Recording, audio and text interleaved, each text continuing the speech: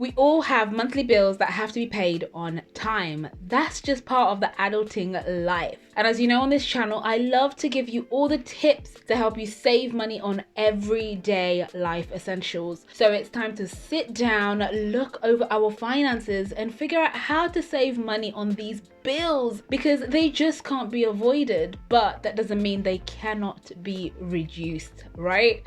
Sometimes small numbers can really add up to a big sum. So let's talk about the different practical ways you can save money on your bills every single month.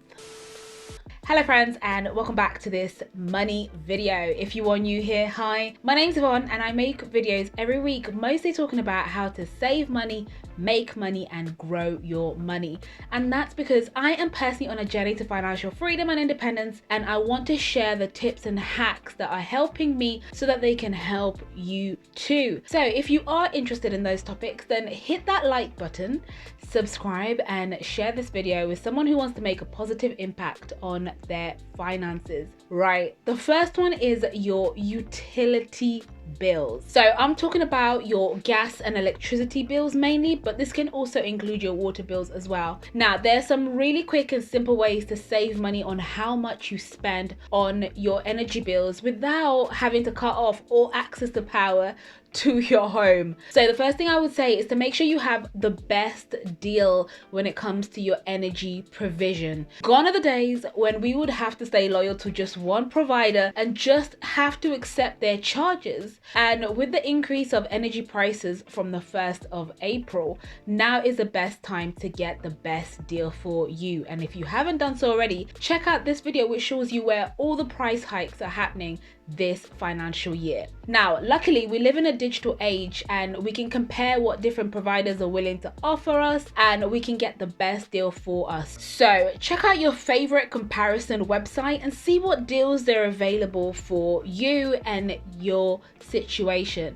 You might actually be surprised how much you can end up saving by switching providers and getting the best deal for you. Then alongside that, consider how energy efficient your home is. Energy efficient technology has improved tremendously in the last few years, and now you can easily upgrade your home to become even more energy efficient, and that can reduce your outgoings and your monthly spending on energy bills, not just now but for years to come. So let's take the example of switching your light bulbs from normal light bulbs to LED bulbs, and that can reduce your daily watt usage and in turn can save you money on your electricity bill. And the added benefit is that you can pick up these light bulbs almost everywhere, including even your local supermarket. So when you're doing your food shop, you can just pick those up as well. And they typically last 10 times longer and consume less energy than regular standard bulbs. So a great tip that I would give you when you are buying new bulbs is to use the lumens number to compare bulbs, which is not the equivalent to wattages. Lumens will show you the actual amount of light the bulb will put out. And a lumen by definition is a measure of the brightness of a light bulb. So the higher the number of lumens, the brighter the light bulb. Now I do have to say that switching to LED bulbs will come with an initial cost more than the traditional light bulbs, but during the lifetime they will save you even more money because they actually in turn use less energy. So it's worth considering whether or not you want to switch up your light bulbs. And being realistic, I know that it can be quite pricey to have to switch all the light bulbs in your home at the same time. So if you can't do that, what I would suggest and what I started doing was to switch out the bulbs in the rooms or the lights that you use the most first, and then gradually move towards making sure all your light bulbs are changed to more energy efficient ones. Then let me know if you notice a change in your bills over the coming months.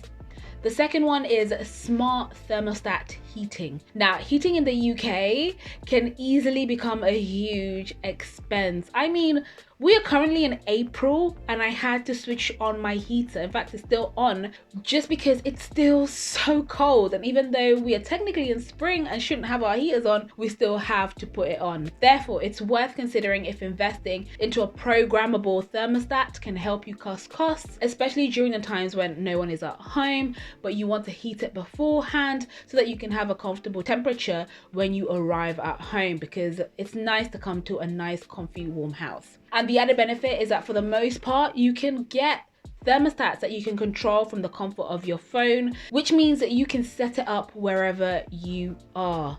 Now, I know that for this particular one, you will need to put an initial investment up front as well, but you may find that the difference in your bills over the next coming months means that the thermostat actually pays for itself in no time. So it's worth considering getting a thermostat put in. The third one is super practical tip that has now become a life habit for me, and that's to ensure you unplug all your electric devices from the sockets once you are done with them. So I'm talking about your kettle, your toaster, your microwave, the TV, computer, your chargers as well. Basically, if it's not essential, unplug it. Just make sure that you don't unplug your fridge or your freezer even when you're not using it. And I found that doing this is a great way to save money, and that's because when devices are left plug in, although they aren't being used, they're still using electricity, and that's leading to a phantom charge, and that in itself increases your bill. So you're paying for something that you're not even using. So I always recommend unplugging the devices when you're not using them, and to just do a once over around the house before you go to bed to make sure you're alleviating some of those phantom charges from accumulating overnight,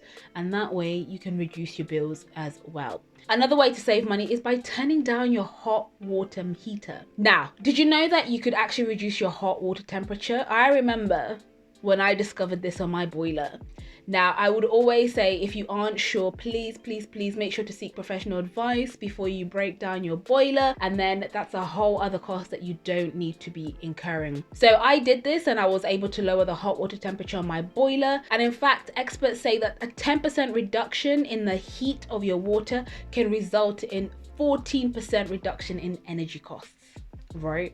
And that's because so many people's hot water temperature is set so much higher than they actually need or even use when they're at home. So this will be a really small change that, as a bill payer, you might not even notice until the bill arrives. And then when the bill comes, trust me, you'll be happy to see that cost come down. And if you have a hot water tank, then a water heater blanket is another option that you can use to keep the heat from escaping out of your water tank and reducing the amount of energy lost. Now, I can only say this based on research, but I can't actually vouch for the effectiveness of this because I don't have one in my home. So please let me know in the comments below if this is something that you are using and you have found to save you money. And whilst you're there, don't forget to hit that like button if you are enjoying this video so far. Now, the next way to save money on your energy bills every month is by sealing your home.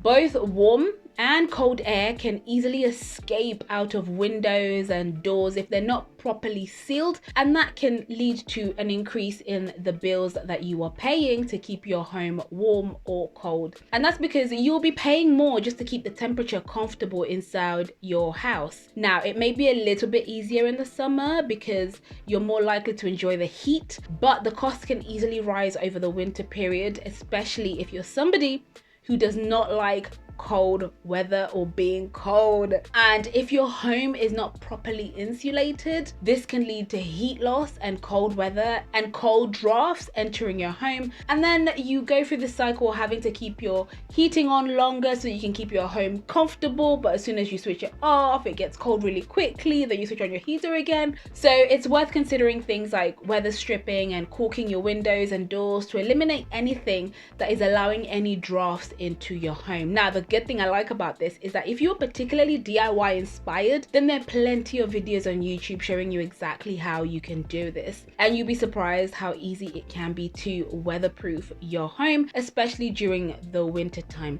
So check out some of these hacks because I've used them in my home and they have saved me money. And of course, with everything, whilst you are doing all of these changes, always make sure you are checking the energy consumption numbers on your bills to match the actual readout on your meters so that you can make sure you're not being overcharged. So I try to do this as often as I can to make sure that I'm being charged the right amount and getting the best deal for me.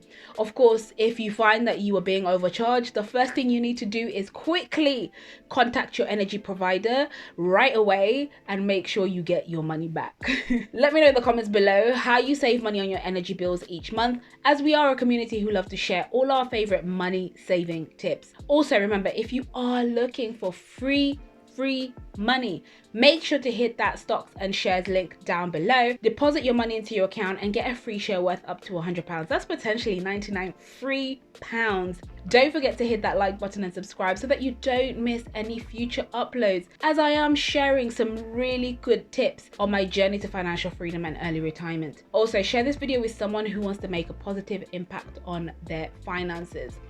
Don't forget to check out these videos, which will show you all the personal finance tips I'm currently implementing in my life that have saved me thousands and thousands of pounds, and I am not exaggerating. Thank you so much for all your support, and I will see you in the comments below, and of course I will see you in the next video.